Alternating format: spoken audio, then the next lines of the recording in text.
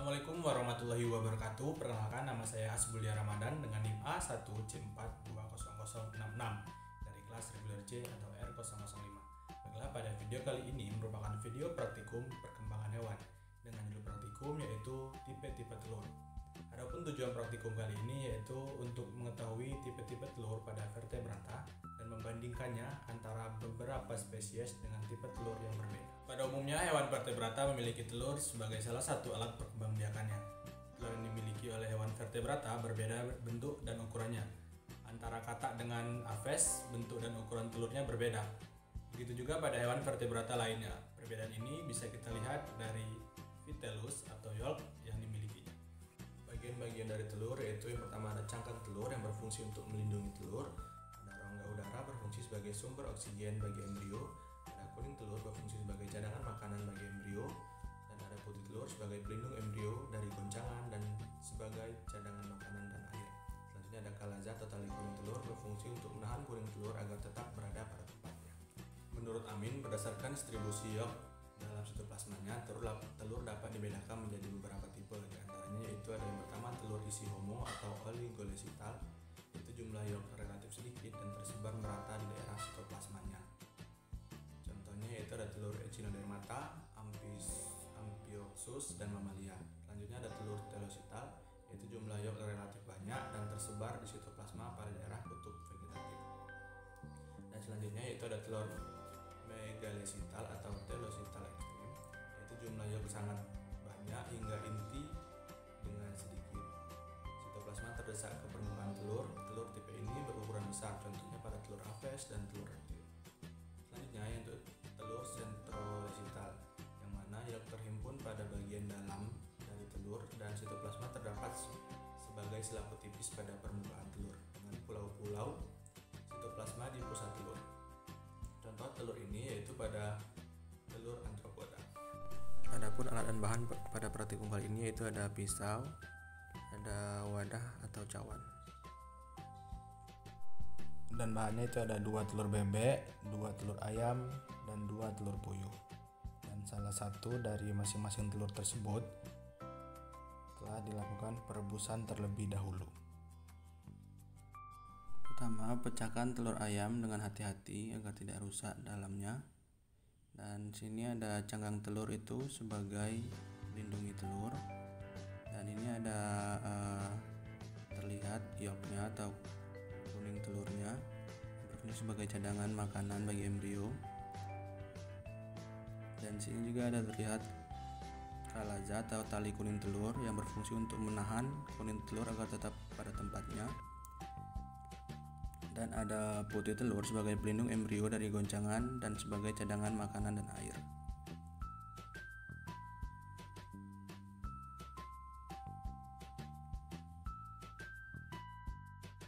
Selanjutnya, pecahkan telur bebek dengan hati-hati. Dan ini adalah cangkang telurnya yang berfungsi sebagai pelindung dari telur. Dan ini terlihat yaitu ada kuning telur atau yolk yang berfungsi sebagai cadangan makanan bagi embrio, dan ada putih telur sebagai pelindung embrio dari goncangan dan sebagai cadangan makanan dan air. Dan sini dapat terlihat ada kalaza atau tali kuning telur. Selanjutnya, buka telur puyuh atau pecahkan dengan hati-hati. Dan sini ada cangkang telur puyuh yaitu yang berfungsi sebagai pelindung dari telur. Dan terlihat ada yolk atau kuning telur yang berfungsi sebagai cadangan makanan bagi embrio, dan ada putih telur sebagai pelindung embrio dari goncangan dan sebagai cadangan makanan. Dan sini dapat terlihat ada kalaza atau tali kuning telur. Dan ini adalah telur ayam sudah direbus, belah menjadi 2 bagian. Hati-hati, yaitu sini ada terlihat pertama kali itu cangkang telur berfungsi sebagai untuk pelindung, dan sini ada kuning telur sebagai cadangan makanan bagi embrio dan putih telur sebagai pelindung embrio dari goncangan dan sebagai cadangan makanan. Dan di sini juga dapat kita lihat pada bagian bawahnya, yaitu ada terdapat sedikit rongga, yaitu rongga udara yang berfungsi sebagai sumber oksigen bagi embrio.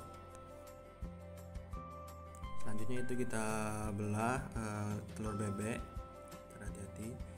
Dan dari luar itu dapat lihat yang pertama itu ada cangkang telur sebagai pelindung telur, dan selanjutnya dapat terlihat putih telur sebagai pelindung embrio dari goncangan, dan dapat terlihat ada kuning telur atau yolk yang fungsinya itu sebagai cadangan makanan bagi embrio. Dan selanjutnya di sini dapat terlihat, tetapi agak kurang jelas, ada yaitu di bawahnya ada sedikit rongga udara yang berfungsi sebagai sumber oksigen untuk embrio. Selanjutnya yaitu potong atau belah telur puyuh, dan dapat kita lihat yang pertama dari luar itu ada cakang telur yang berfungsi sebagai pelindung telur. Selanjutnya itu ada putih telur sebagai pelindung embrio dari goncangan dan sebagai cadangan makanan, dan ada kuning telur sebagai cadangan makanan bagi embrio. Dan di bawahnya itu dapat terlihat ada sedikit jarak antara putih telur dan cangkang telur, yaitu sebagai rongga udara yang berfungsi sebagai sumber oksigen bagi embrio. Ini dia gambar dari bagian-bagian telur. Yang pertama yaitu ada cangkang telur sebagai pelindung telur, yang berfungsi sebagai pelindung telur. Nah, selanjutnya itu ada membran cangkang. Membran cangkang atau selaput tipis berfungsi untuk melindungi isi telur. Selanjutnya yaitu ada ruang udara. Ruang udara atau rongga udara yang berfungsi sebagai sumber oksigen bagi embrio. Dan selanjutnya yaitu ada putih telur. Di sini ada putih telur atau albumin sebagai pelindung embrio dari guncangan dan sebagai cadangan makanan dan air. Selanjutnya yaitu ada kalaza di sini. Kalaza atau tali kuning telur yang berfungsi untuk menahan kuning telur agar tetap berada pada tempatnya. Selanjutnya yaitu ada membran telur. Di sini ada membran telur ini. Membran telur berfungsi untuk membungkus yolk dan mencegah bintik pada kuning telur. Selanjutnya yaitu ada kuning telur atau yolk. Sebagai cadangan makanan bagi embrio. Dan selanjutnya yaitu ada keping germinal. Yaitu merupakan calon dari individu baru.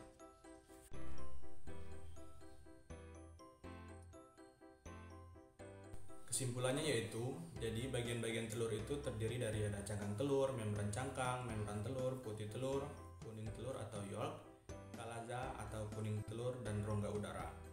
Selanjutnya ada tipe-tipe telur berdasarkan jumlah dan penyebaran yolk, yaitu ada oligolesital, telosital, megalesital, dan telur sentrosital.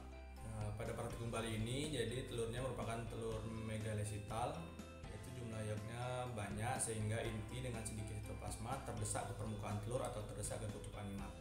Telur tipe ini berukuran besar dan contoh telur ini dapat kita jumpai pada telur aves dan telur reptil. Baiklah, itulah dia praktikum kali ini. Bila kurangnya mohon maaf.